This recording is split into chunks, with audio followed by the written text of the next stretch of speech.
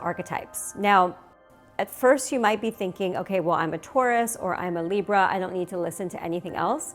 But what I want to remind you or tell you, because this might be the first time you're hearing, you have all the signs within you. Yep. Even if you couldn't stand dating a Libra, you couldn't stand dating a Scorpio, you have that in you, and there's a reason why you feel the way you do. So signs are the universal archetypes that you all have within you. And signs are actually the how you do something. So right now we're going to go through all the signs in the zodiac, and you're going to understand how one is connected to the other and connected to the other, and so on and so forth. And there is a whole pattern, and everything circles back and loops to the beginning, because again, with a circle, there is no ending or there's no beginning. So we're going to start off with Aries, because Aries is the first of the zodiac. And I'm going to give you this analogy of a UFO. And I want you to imagine one by one each sign coming out of the UFO. You're going to learn the behaviors of each and what they bring with them, or what they forget, or how they jump off the UFO and onto Earth. So let's first start with Aries. Aries is the first one. They are the leaders, they are the pioneers. The spaceship landed, or the UFO landed, and Aries was already out the door before they even got down on the ground. So Aries is always about initiation, taking action. They sometimes jump in before they're even ready to do it, but that's also part of what makes them them. Now, as I said before, I'm going to talk about the lower octave and the higher octave of each. And what that basically means is the shadow energy and how we can use it for the higher octave. And again, don't worry, we always navigate through all levels and all spectrums throughout life, but with the awareness, we can move into the higher octave. So with Aries, the shadow energy is impulsive, gets angry, might not think about something, do something before they're ready, and might not think about someone else. The higher octave of this, again, like I said, is they are the leader. They are the first ones out. They jumped out of the UFO. They were so excited to explore the land. They didn't even think about anything. They just went, and they are brave, and they have courage, and they go. Now, after that comes Taurus. So then Taurus noticed that Aries was jumping out of the UFO, and they forgot their clothes, they forgot their food, they forgot their wet wipes, like anything that they needed, they forgot. So now you have Taurus coming out with their luggage, with a backpack, definitely too much luggage if you're a Taurus, and they have so many things. Now that's because Taurus is an earth sign, and they like to sustain the energy. So Taurus comes along right after Aries, and they are here to make sure that we are grounded in the material plane. Do we have enough money? Do we have enough food? Is everything secure? We are taking care of the mundane aspects of life. So Aries jumped out, forgot everything. Taurus has everything. In fact, they have way too much luggage with them. Now, the shadow of Taurus is they can get stuck into their old behavioral patterns. They can get stuck into their old ways of being. The higher octave of Taurus is they are there to sustain and help build. They are usually good with finances, building something tangible, and making something lasting on Earth. So next up out of the UFO, we have Gemini. Now, Gemini is running out there talking to everyone around there. They're like, did you find out this person? Did you talk to this person? I need to connect you with this person. We have to go here. We have to talk to this person. They are the connectors. They are the communicators. They are the messengers of the zodiac. So already on this land, when nobody is there, they're already putting people together. They're already communicating. They're already coordinating. They're already sharing information. So it goes from point A to point B. They became the mayor of the land. So we have Gemini. Now, the shadow energy of Gemini is it can get a little too gossipy at times, or it can get too stuck in its head being an air sign. The higher octave of Gemini is they are here to be the messenger from the gods. So they're here to trust their information and connect those that need to be in contact. Then next up, coming out of the spaceship, we have Cancer. So it saw Aries run out. We saw Taurus had all the baggage for everyone. And we saw Gemini connecting and networking with everyone there and already becoming the mayor of the land. And now we have Cancer, and Cancer comes out making sure we are okay. It is the archetype of the mother. It is the archetype of the caretaker. And Cancer wants to make sure that we have a safe place, that we can talk about our emotions, that if anyone has a problem, that it's going to be here for them. So the shadow energy or the shadow octave of Cancer is it can get too stuck in its emotional world that there could be so much going on, but they can't get outside of their own stuff. There could be a lot of victim energy too, where it just goes over their own wallowing over and over again. The higher octave of this is you are here as this universal mother archetype, and it doesn't matter your gender.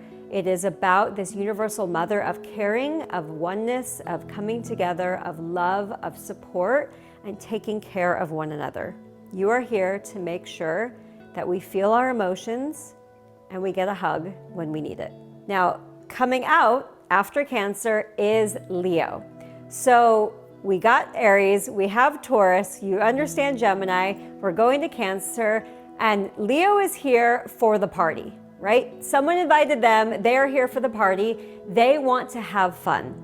The beauty of Leo is they are led by their heart. They are courageous, they are a leader. It is very rare you'll see someone with strong Leo energy that is just sitting in the corner and wants to be told what to do. That is not the energy of Leo. So Leo came out here, they are claiming their stake, they are organizing things, and they are telling people what to do. Now the lower octave or the shadow of Leo can get a little bit bossy, and it can also make it all about them. Now the higher octave of Leo is actually incredibly beautiful.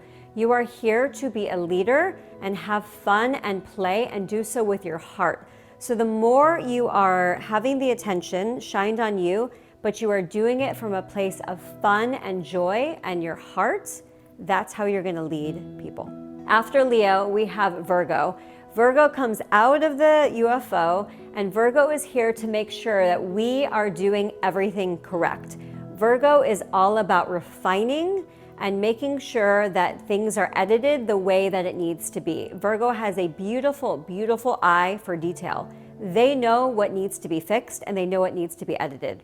Now, the shadow side, the lower octave of Virgo, can be a little bit too nitpicking. They also can get very stuck in perfectionism, so you have to be mindful about that.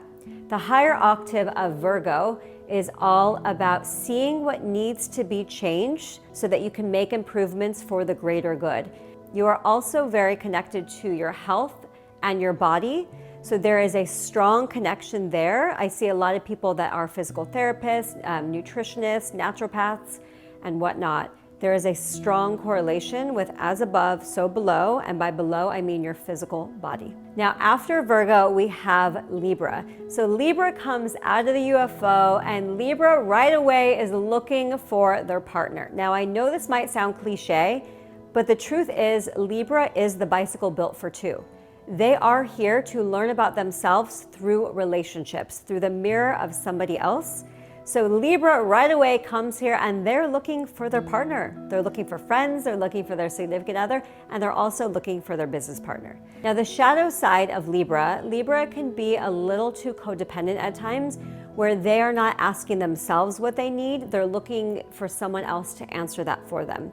The higher octave of Libra is they are the peacemakers. They are here to teach us how to negotiate, collaborate, mediate, and partner with others. We need this Libra energy because without it, if we had too much of the Aries, which is the polarity, right, it would be a little too much fighting. So this Libra is a beautiful energy to bring us all together. Coming up next is Scorpio. We have Scorpio that comes out of the UFO, and Scorpio walks out with their glasses on. They're looking around at everyone, and we don't know what's going on. We're actually very curious as to what they're feeling, but what they're doing is they're assessing the situation. They're taking it all in psychically before they tell us their next move. Now that is a very Scorpio thing. Now Scorpio is a deep and penetrating water sign where it wants to know you intimately and deeply as well. The lower octave of Scorpio is they can be a little too much invested in other people, that it pulls them out of themselves. They have to watch out for getting in too much drama because they are very used to being in the turbulent tides of everyone else's emotional feelings and emotional drama that is going on. The higher octave of Scorpio, it is a powerful, powerful sign that is here to navigate the underworld and show us what it means to see through the matrix, to feel through the matrix, and to be in touch with oneself on a very, very deep level. Next up, we have Sagittarius. Sagittarius flies out of the UFO because they love to travel. So one of the key things about Sagittarius is their need for freedom. And when I say freedom, it is also freedom of travel, so they can go on a plane, go on a bus, go on a train, whatever it is, so they can be free, but it's also freedom of the mind. They need to be here and expand their horizons. They are showing us what it means to shoot their arrow to the stars and go beyond. Now, the shadow side of Sagittarius is they think they are always right. Now, that can be a very, very strong thing, but here's the thing, they do know a lot of wisdom and they have a lot of information. So it's just important for them to understand that other people are contributing to the conversation as well. Now, the higher energy of Sagittarius is they are here to move us beyond our childhood upbringing. And what I mean by that is they are here to expand our horizons, move into a higher state of consciousness, learn about different cultures, learn about different religions, come back to us and teach us about this so that we can expand our mind and our wisdom. After Sagittarius, we have Capricorn. Capricorn is coming off the UFO and they are looking around to see what they can build and create. They are Bob the Builder. They are building empires. They are putting everything together. They are organizing systems for everyone so it makes sense, so people can make money, so they can make money and they can build their empire. Now, the shadow side of Capricorn is sometimes it could be a little too much into work or business that they don't actually tap into their emotional realm. The higher octave of Capricorn is they are here for soul maturity. They are showing us what it means to step into something bigger and larger than themselves and build something for the greater good. Next up on the list, we have Aquarius. Now, Aquarius does not want to come out of the UFO because, in fact, this is where they live. They might be the alien, they might be the UFO, they might be from another planet. Aquarius marches to the beat of their own drum. They are here to show us what it means to come together in oneness and collaborate so that we can build something bigger for humanity. Now, the shadow side of Aquarius is sometimes it could be a little too much of a rebel. And being a rebel is good in the sense of you want to go against the grain, but a lot of times the shadow side of Aquarius is it's so much the rebel that it can't actually get anything done and work with anyone. The higher octave of Aquarius is it's here to use its uniqueness to march to the beat of its own drum and to show the world that if we were going right all the time, it's time to go left, and we're going to bring in new frequencies that people have never seen before. Last up on the list is Pisces. Now, Pisces is a very beautiful and magical sign because it contains all the signs within it. If you notice, and I want to bring this up for this, the symbol of Pisces is the fish swimming in two different directions. And that's very important because Pisces has 1 foot on the earth plane and 1 foot in the etheric realm. They are constantly navigating both realms at once. That is why the shadow side can be very, very strong for Pisces. The shadow side with Pisces is they can get very lost, or there could be a lot of escapism because they are so sensitive to the energy, and being on earth can feel very, very dense for them. Now, the higher octave of Pisces is all about compassion and oneness. I don't